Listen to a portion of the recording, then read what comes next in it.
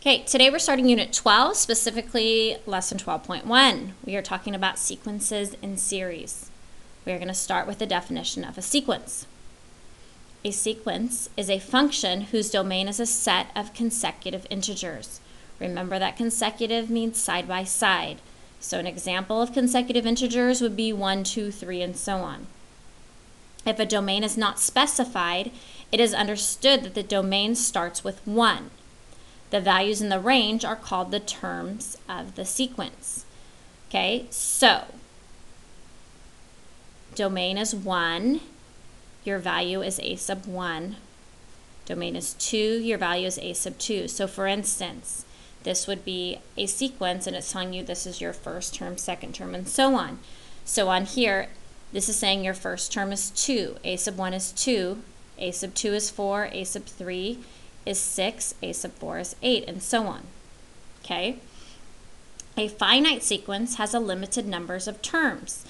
So if you notice here, this is a finite sequence because it ends. It starts with 2 and ends at 8. An infinite sequence continues without stopping. So this is an example of infinite because there is the dot, dot, dot, and it continues on forever. For example 1, they want us to write the 6 terms of the sequence. So that means I'm going to write 1 through 6, a sub 1, a sub 2, a sub 3, a sub 4, a sub 5, and a sub 6. So what that means is for my first term, I'm plugging in 1 for n. So if I have 1 plus 4, I get 5. For a sub 2, I'm plugging in 2 for n. So I have 2 plus 4, which is 6. Then I have 3 plus 4, which is 7. 4 plus 4, which is 8, 5 plus 4, which is 9, and 6 plus 4, which is 10. So these are the values for my sequence: 5, 6, 7, 8, 9, and 10. For my second example, again, we want to find the answer for 6 terms, the first 6 terms. So my first term, a sub 1, we'll go ahead and write these out again, a sub 2, a sub 3, 4, 5, and 6. So when I plug 1 in here, I have negative 2 to the 1 minus 1, which is negative 2 to the 0, which is 1. Then I have negative 2 to the 2 minus 1, which is negative 2 to the first, which makes negative 2. I then have negative 2 to the 3 minus 1, which is negative 2 to the second, and that makes a positive 4. Negative 2 to the 4 minus 1 is negative 2 to the third, which makes a negative 8, because that's negative 2 times negative 2 times negative 2. Negative 2 to the 5 minus 1 is negative 2 to the fourth power, which is positive 16. And then we have negative 2 to the 6 minus 1, which is negative 2 to the fifth power, and that makes a negative 32. So on this sequence, my numbers are 1, negative 2, 4, negative 8, 16, and negative 32. Okay, on my last one, and you can't see the line there, but that's actually n divided by n plus 1. So because of the fraction, I'm going to write these one at a time. So a sub 1 is going to be 1 over 1 plus 1, which is 1 over 2. A sub 2 is going to be 2 over 2 plus 1, which is 2 over 3. A sub 3 is 3 over 3 plus 1, which is 3 over 4. A sub 4 is 4 over 4 plus 1, which is 4 over 5. Okay, a sub 5 is 5 over 5 plus 1, which is 5 over 6. And a sub 6 is 6 over 6 plus 1, which is 6 over 7. Okay, moving on. Example 2. Describe the pattern, write the next term, and write the nth term of the sequence. So right now we are trying to figure out what is happening between each of these terms. And remember, unless they specify differently, each of these, this always starts as this is your first term, your second term, your third term, and your fourth term. So as we look at this, and hopefully you'll notice, if you're thinking in terms of 1, well, if you did -1 to the third power, it equals -1. And the reason why I say third power is I know that 2 to the third power is 8, 3 to the third power is 27, 4 to the third power is -64. And so what this looks like, it looks like if I wanted to find a to the fifth term, I believe it'd be -5 to the third power. Because this was -1 to the third, -2 to the third, -3 to the third, -4 to the third, and -5 to the third equals -125. Because a negative times a negative times a negative makes a negative. Okay, so then when we write our nth term of the sequence, this is a sub n equals, and so if you notice, my n value is negative. So my first term, all I had to do is make it a negative. My second term, I had to make it a negative. So therefore, it's going to be -n raised to the third power. And that is your formula for your sequence. So we found the pattern, we found our next term, and we wrote the formula. And we're going to skip B. Okay, moving on. Here we are talking about series and summation notation. Okay, so starting with our definition, when the terms of a sequence are added together, the resulting expression is a series. A series can be finite or infinite. So the difference between a series and a sequence is that a sequence is a set of numbers, okay, set of numbers, and a series is a set of numbers added together. Okay, so coming back over here, so if you have a finite series, it ends, just like with our sequences. A finite sequence ended. An infinite series goes on forever and has the ... at the end. Okay, you can use summation notation to write a series. Summation notation is this little E-type symbol, okay, and you'll see it down here below. For example, the two series above can be written in summation notation as follows. Okay, so how many terms are here? There's a sub 1, a sub 2, a sub 3, a sub 4. There are 4 total terms. That is where this number comes from up there. See how this is my first term, a sub 1? That is why they have I equals 1 down here. Now, why did they choose I? I'm not sure. You could choose any variable there. You could say I equals 1, you could say n equals 1, you could say z equals 1, but they've chosen I equals 1. Okay, and then this right here is your formula, okay? So on this one, 2 times 1 is 2, 2 times 2 is 4, 2 times 3 makes 6, 2 times 4. So the formula is 2 times I, okay? So, and they said you started with I equals 1 in the sequence, so you plugged in 1 there to get that value. This one over here, the only difference, see it still has I equals 1 on the bottom. You still have 2I for your formula, but on top, because of the ... they have the infinity symbol because this goes on for infinity, okay? It's infinite. All right, so on these next problems, they want us to write summation notation for these problems. So, if it doesn't specify, it starts with the first term being a sub 1, a sub 2, a sub 3, and then we don't know what term this is. We are trying to find what term it is because we need to know what this finite series has an end to it because that ending number goes on top of the E. Okay, so if we look here to see what's happening, if I were to use 1 in here, these are each going up by 5. So 5 times 1 makes 5. 5 times 2 is 10. 5 times 3 is 15. So this is saying 5 times what makes 100? 20. Good. Oops. So that means this is a sub 20.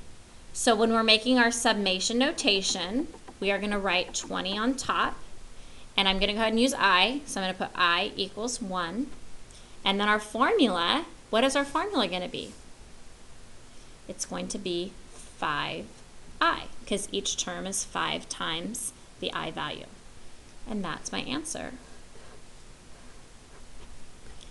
Okay, sometimes when we see the fractions like this, it's hard to tell what's going on between 1/2 and 4/5. So I oftentimes will look at the top and look at the bottom separately to see if I can figure out kind of what's going on. If I know that this is my first term, my second term, my third term, and my fourth term, hopefully if you're looking at the top, you notice that the top terms are being squared. 4 squared is 16, 3 squared is 9, 2 squared is 4, 1 squared is 1. So that means on the top, that is n squared. Over, and if you look at the bottom, hopefully you see that 17 is 1 more than 16, 10 is 1 more than 9, 5 is 1 more than 4, 2 is 1 more than 1. So that means that the bottom is your same value, n squared plus 1. So that's your formula. This has dot, dot, dot, so when we're doing our summation notation, what goes on the top since it has the dot, dot, dot? Infinity is correct. And again, it starts with 1. And so if we wanted to on this one, we can go n equals 1, or you could do I equals 1. I'm just going to do n equals 1. And then we have our formula that we already wrote. So I'm going to write n squared over n squared plus 1. And that is my answer. Okay, next problem. Number 8. So I don't know if you noticed this, but I noticed that 36 is 6 squared. 6 is 6 to the first. If you check in your calculator, 6 to the third power is 216, and 6 to the fourth power is 1,296. So if this is my first term and my second and my third and my fourth, hopefully you'll notice that this is 6 to the nth term is my formula. So when I write this out, I'm going to do my summation notation. We can do n equals 1. We know our formula is 6 to the nth power. And what goes on top? That's right, infinity, because of the dot, dot, dot. And that's your answer. Okay, this last example, again, they didn't say anything differently. So again, this is our first term, our second term, our third term, and then we don't know what term this one is. So if you, hopefully you see that between each of these, all they're doing is adding 1. So if you're writing your formula, what plus 1 makes 5? Hopefully you're saying 4. So I think our formula is 4 plus n. So let's check it out. So this is my first term, 4 plus 1 makes 5. This is my second term, 4 plus 2 makes 6. This is my third term, 4 plus 3 makes 7. So it works. Okay, so in order to figure this out, 4 plus what makes 12? And if you're not sure, just set your formula. So I'm going to go 4 plus n equals 12. I subtract 4, and then I find that n equals 8. So this is a sub 8. So when we make our summation notation, it's my final term as 8 goes on the top. We can do n equals 1 here on the bottom, and then my formula was 4 plus n. And that's my answer. Okay, moving on here to the end. Examples. This one, they want us to find the sum of each of these series. Again, remember that series is when you're adding them all together.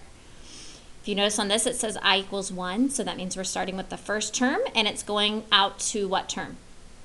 The fifth term. So I'm going to write this down. A sub 1, A sub 2, 3, 4, and 5, because I start at 1, go to 5. Okay, so I'm plugging in 1 into my formula here, so that means I have 8 times 1, which is 8. Here we have 8 times 2, which is 16. 8 times 3, which is 24. 8 times 4, which is 32. And 8 times 5, which is 40.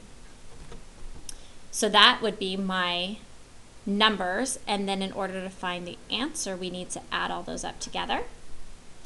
and they total 120. Okay, next example. If you notice this one's a little different, it says k equals 3 on the bottom and going to 7. So that means on this series, we're starting at 3 and going to 7. Okay, so I'm going to write a sub 3, a sub 4, a sub 5, a sub 6, and a sub 7. Okay, so when I plug 3 in here, we have 3 squared minus 1. So we have 9 minus 1, which is 8. Here we have 4 squared minus 1, so that is 16 minus 1, which makes 15. Next we have 5 squared minus 1, so that's 25 minus 1, which makes 24.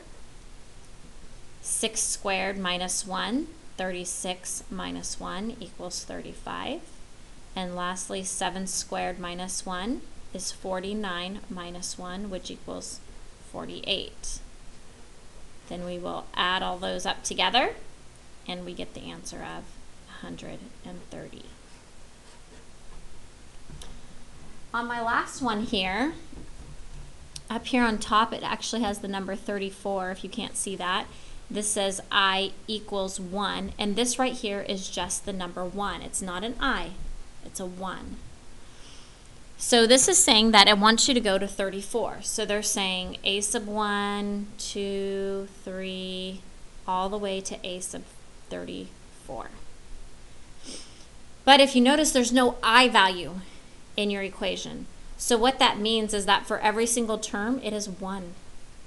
You're not changing anything because there's no value, there's no variable here to change the value in.